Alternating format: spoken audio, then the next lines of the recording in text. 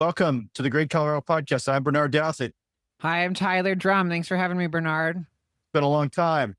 We are going to just jump right into the 2025 ballot measures. We should have gotten this out sooner, but both of us have been very busy.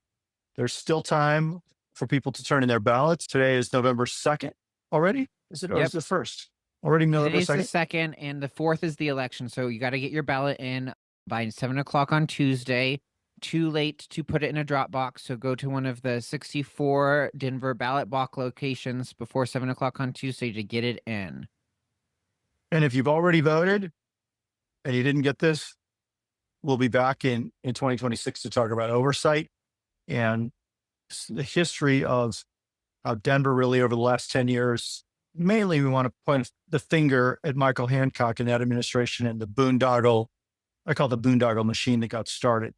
But there's a few of these measures that we want to talk about that what we're still in favor of. We're going to talk about those and then a couple other things. So I'm going to jump right into a spreadsheet I created. Going to go old school, and Tyler and I are going to screen share here, and we'll go to Excel, and we'll jump right in.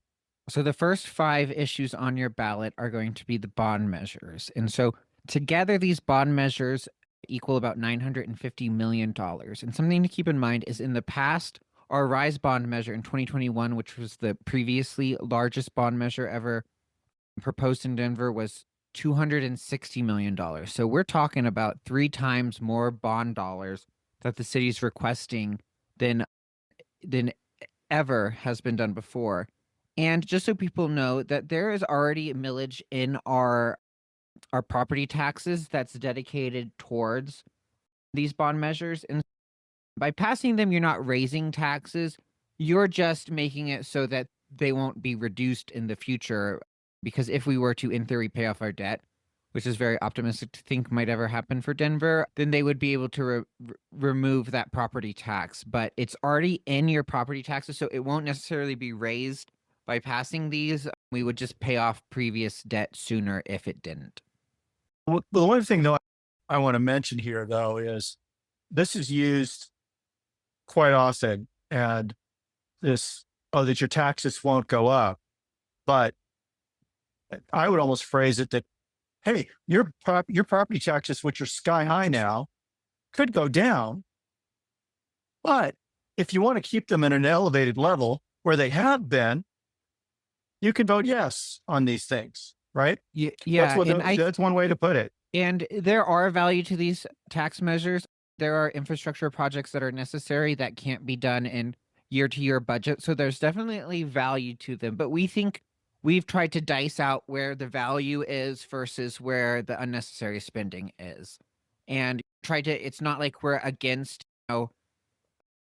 bond measures in general, but we're in favor of good bond measures, ones that are adding value to the community as opposed to some that just might be corporate giveaways. And so let's talk about the largest bond measure ever proposed in Denver history, ballot measure 2A, which is widely around transportation. Well, but again, I want to just jump in, Tyler, and mention this point you made that these total, what is it? A, B, C, D, E. Yeah, A, B, C, D, E, the 5 bond measures, they add up to $950 million. Let's just say $1 billion. $1 billion. $950 million. And the largest bond issues that had ever been on the ballot before was you said the RISE Denver, which was 230 or 40 million, something like that. Yeah, 260. We rejected one. I believe it was 80 additional million for the National Western Stock Show Complex, and that was voted down in that measure, in that set. It was the last one, and it failed. But the ones that passed were 260 million. Yeah, so really, it's almost. I just think of 200. How many times does 250 or 25 go into 100? It's almost, we're talking about 3.5, close to 4 times. These bonds being close to $1 billion are close to 4 times the size of that. And just 2A is about double the size of the previous set of bond measures. And yeah, there's a lot of good projects in 2A. I'm not trying to trash it as a whole, but there are two really not great projects. But we're saying a no on 2A. And the headline is that basically a lot of this money, like you pointed out, is going to the Barnum area for infrastructure in Barnum, that yeah. area.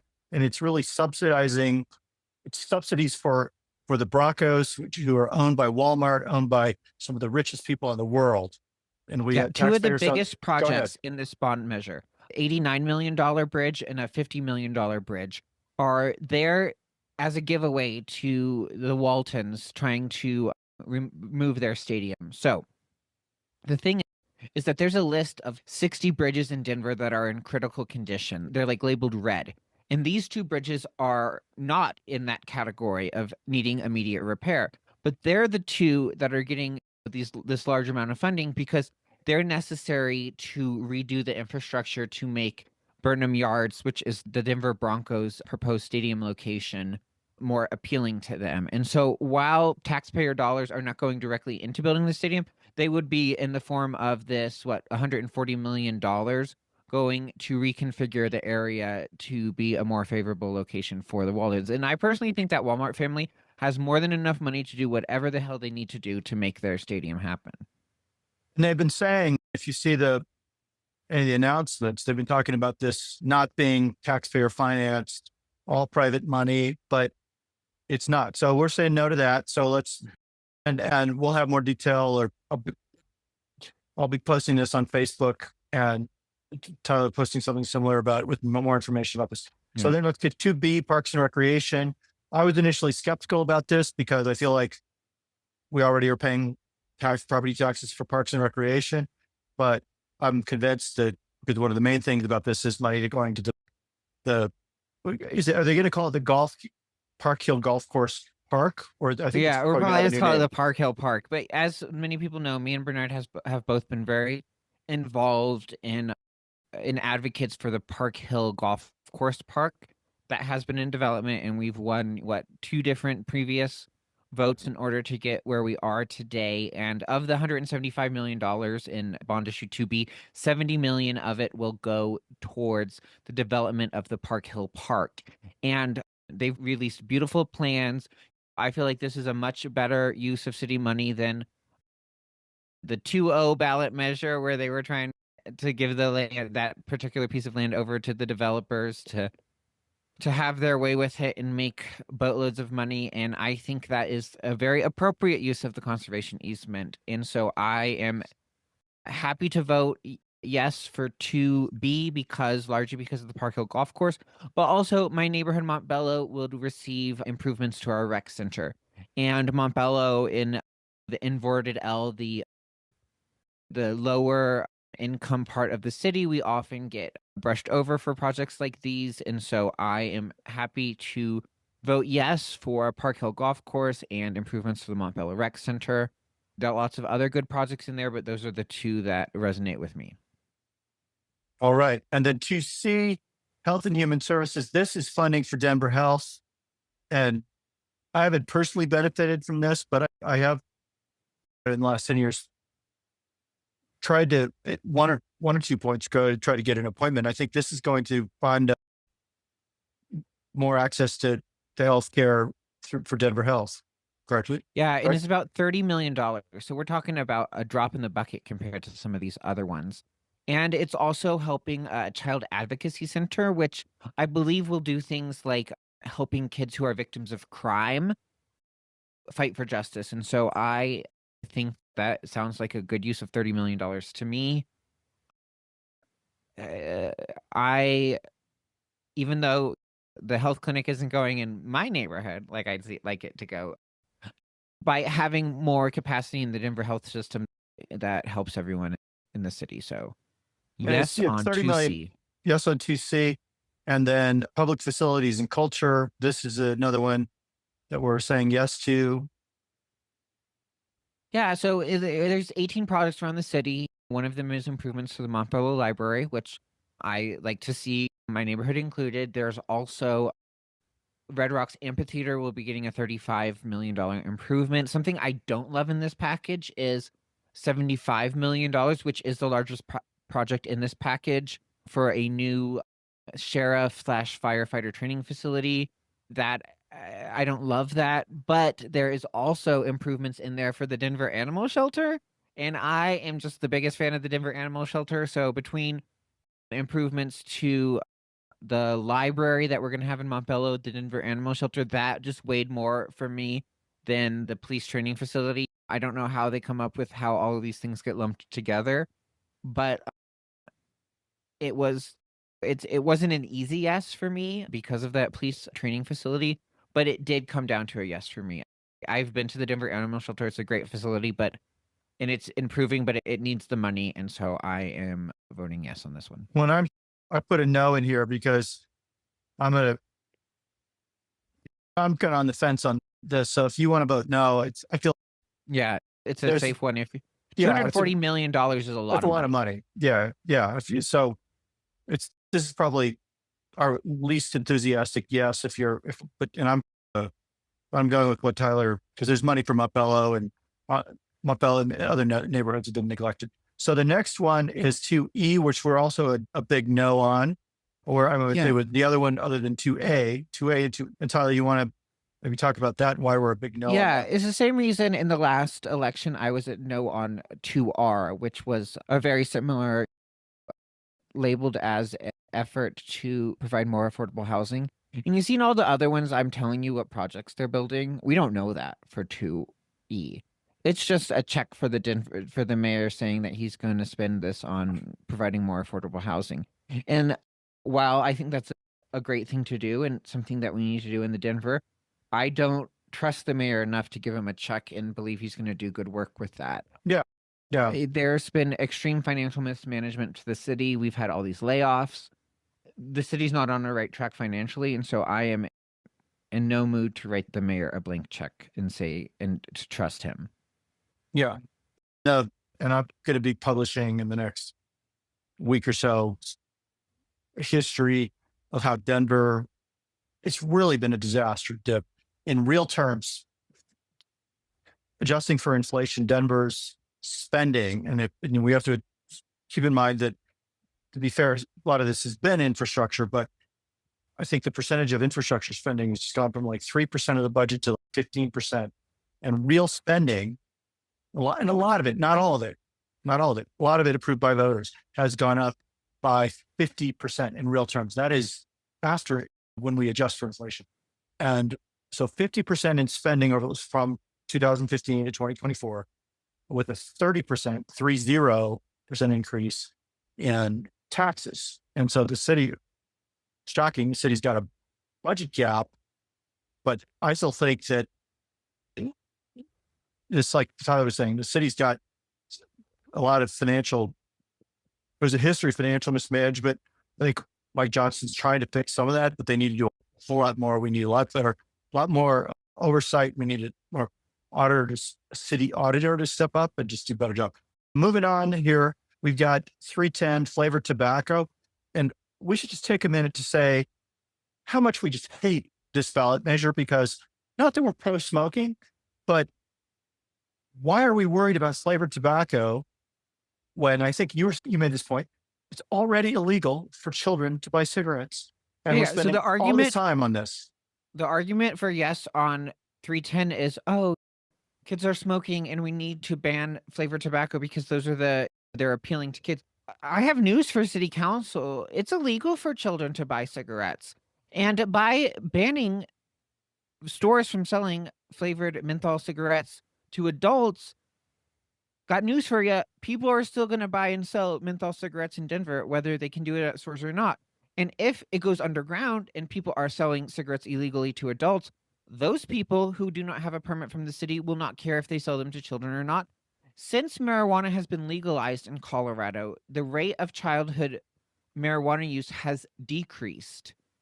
And that is because now the people selling marijuana ID you. And I don't think we need to go backwards. We're also sending $14 million of revenue to the city of Aurora because just a few feet over, they'll still be selling menthol cigarettes. And so I don't think with the financial mismanagement of the city, it's the time to give up $14 million of dependable revenue. I don't think that the Democratic Party needs to be a nanny state that tells people how to live their lives. I think smoking's a bad choice, but I think people have the right, educated adults that have the right to make that decision if they want to, and it's not our job to tell them that they can't. And I think if they want to make sure kids aren't smoking, then they should take that $14 million of revenue and invest in programs that keep kids from smoking instead of banning it, and in my opinion, making it easier for kids to get cigarettes. Yeah, it's just like we talked about. It's this feel good kind of initiative that's just a waste of time, and it's for. I'm sure I've got friends, and we'll get some pushback on this, but it's for people who are generally wealthy, and I think generally who are leaning or Democrats, that they want to feel good about, oh, I'm against smoking and this is going to stop smoking, when it's really the net result. It sounds good, but it's really just going to hurt small businesses. And it's like you said, it's this nanny state stuff. If we were, let's go all out on this nanny state stuff. Let's ban really what would be, I think, far more effective would be to regulate sugar in beverages and in fast food. That would be, I'm sure it would improve the health of Trans children fats. and Let's ban adults. trans fats. Yes, ban trans Let's fat. ban alcohol. Let's ban alcohol. That worked out last time, didn't it? Exactly. For adults. We're talking about adults here. Yeah, we're talking about adults. Yeah. And we're going to have probably a few podcasts about the Democratic Party. Hey, Democrats, we love you. But people are still in this country. We do not have universal health care. We don't have universal housing. We've got a lot of other problems. We've got problems with loneliness and isolation that are far more serious than worrying about whether or not adults can legally buy, that they shouldn't buy flavored cigarettes. So anyway, big no on 310. Let's just quickly jump back to 2G. I think we brushed over it, but 2G Sorry. redoes the city council election. So right now we have 11 district city council people and 2 at large. So everyone votes for 3 city council people, their district, and the 2 at large. So right now, the 2 at large city council members, Sarah Parody and Serena Gutierrez Gonzalez, are both very progressive. This is a measure to redo how the elections are working, creating an A and B district. It's an effort to possibly get Sarah and Serena to run against each other. It's a big money ploy to make our elections more complicated and less democratic. It's a big no for 2G, and then 2F, renaming the license and excise. It's logistic. It's a good thing. It's just apparently they haven't done excise at the Department of Excise and Licensing for years and years, and so it's just renaming it the Department of Consumer Protections and Licensing. Good thing, easy, yes. Yeah, EDS on that one. And then we got the 2 other ones are LL. This is at the state level. This is keeps a tax surplus for, and I think it's just for both school, LL school and meals. MM both provide more funding towards the free meals program. And if you remember, just a couple years ago, we approved FF. This is the next step in that. So basically, FF collected more tax revenue than it did in the fiscal note that we were sent in our blue books.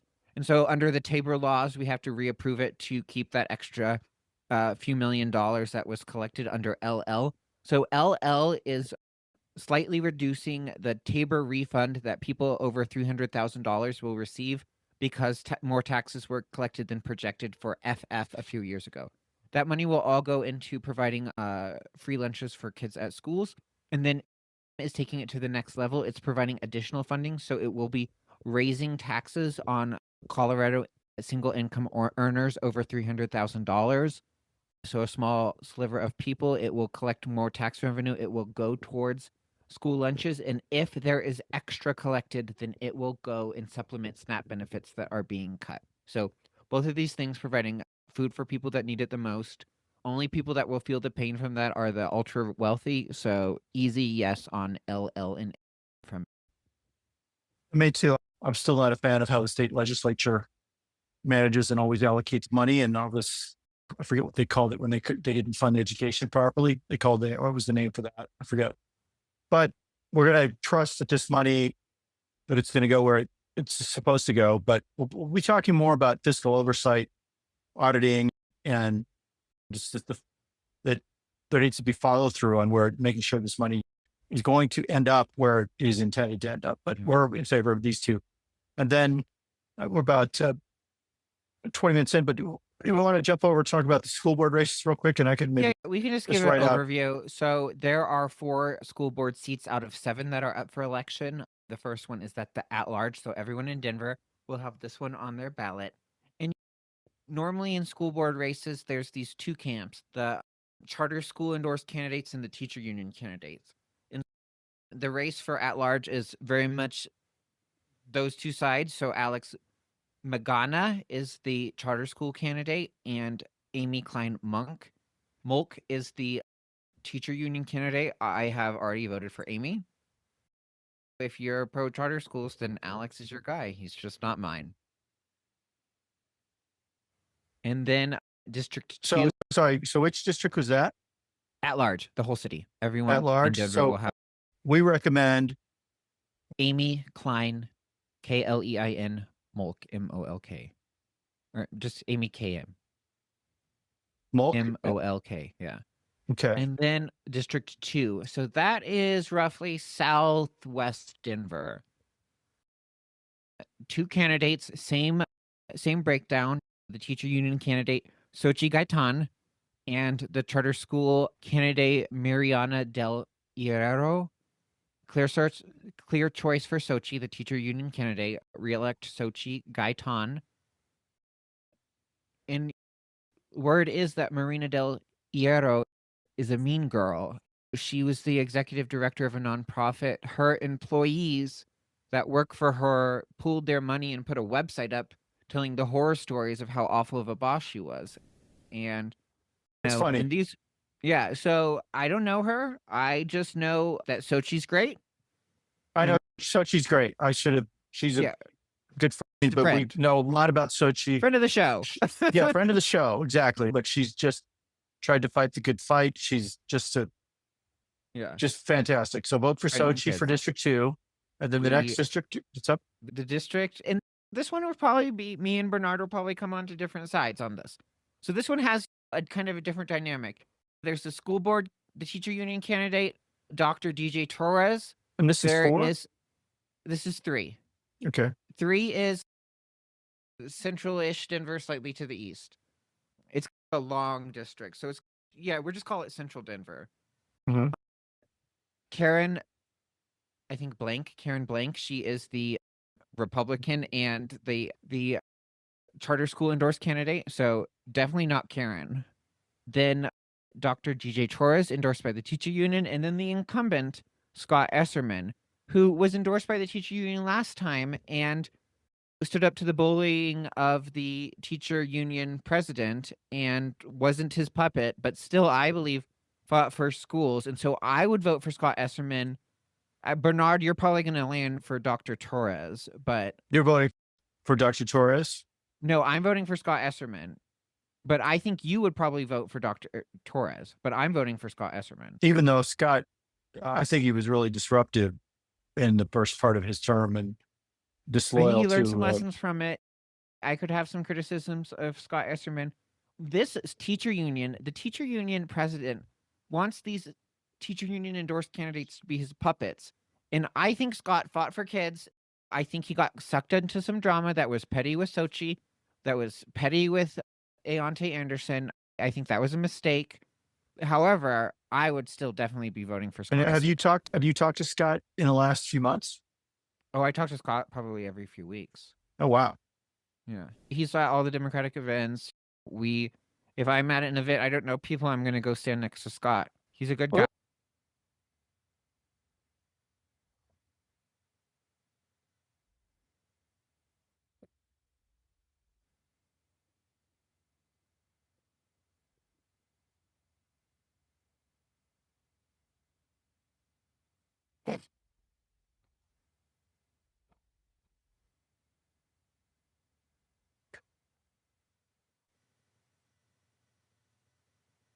I would like to say, hey, Scott, you were really a jerk during your first year and a half in office.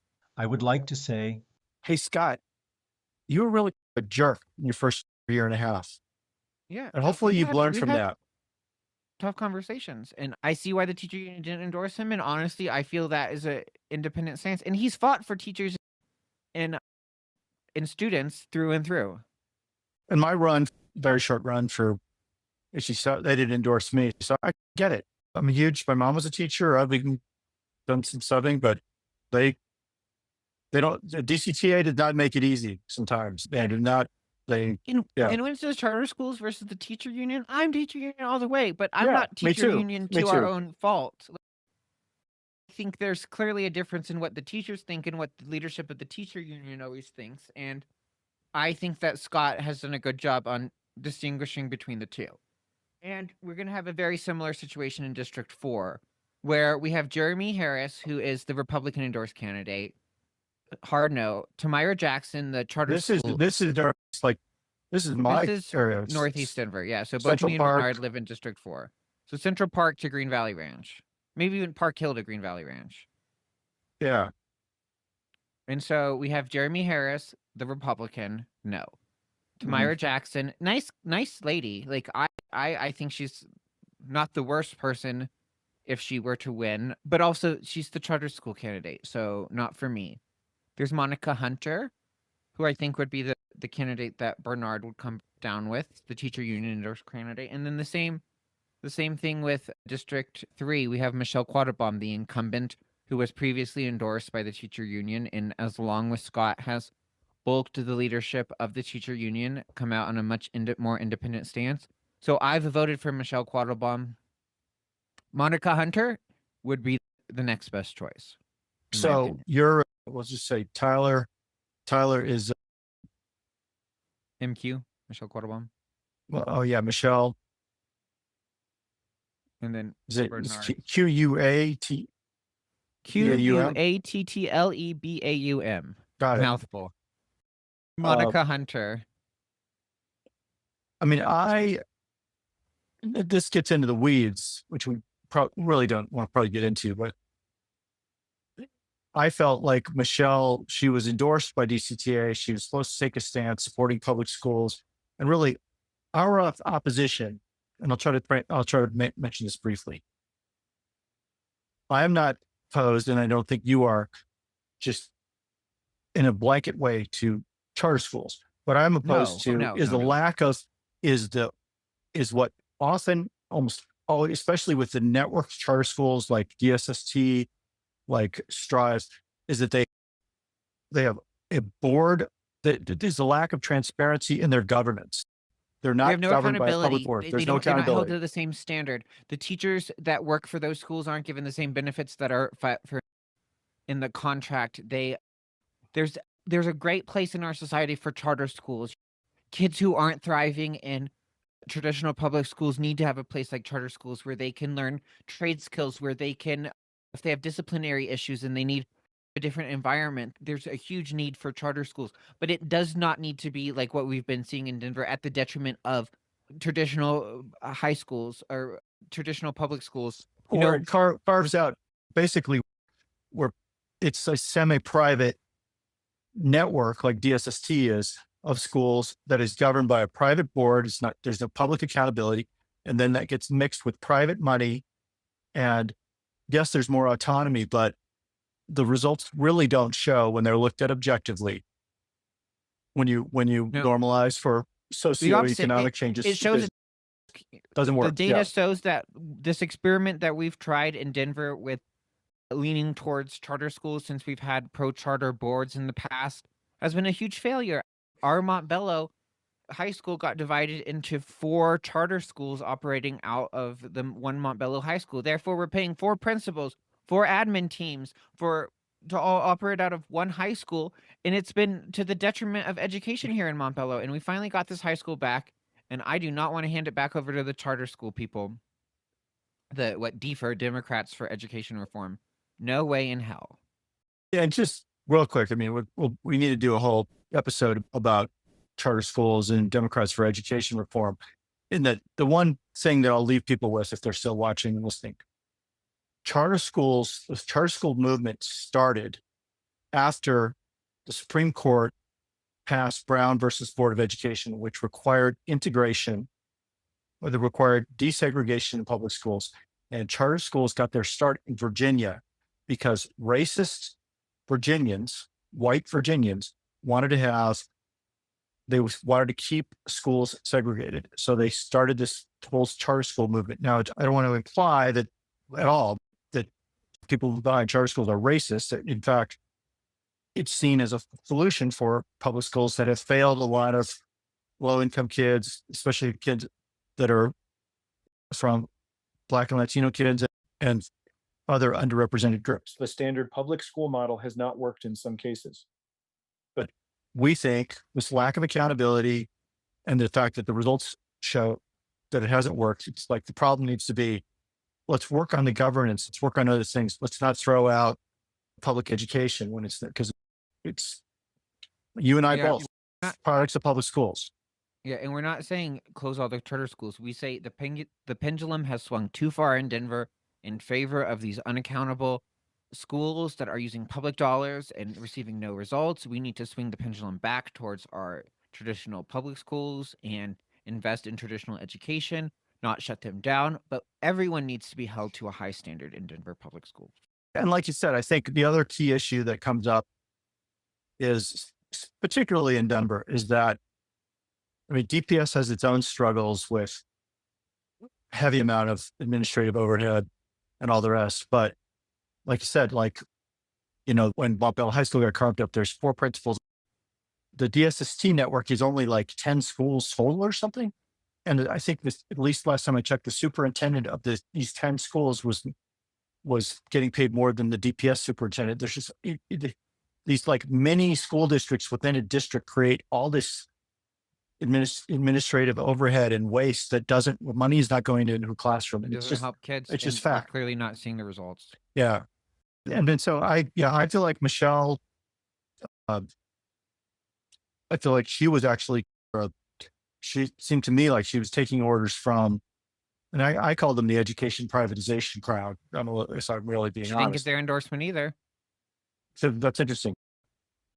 I don't know Monica Hunter. You think Michelle, I know Michelle, and I spent the last 4 hours earlier today canvassing with Monica Hunter.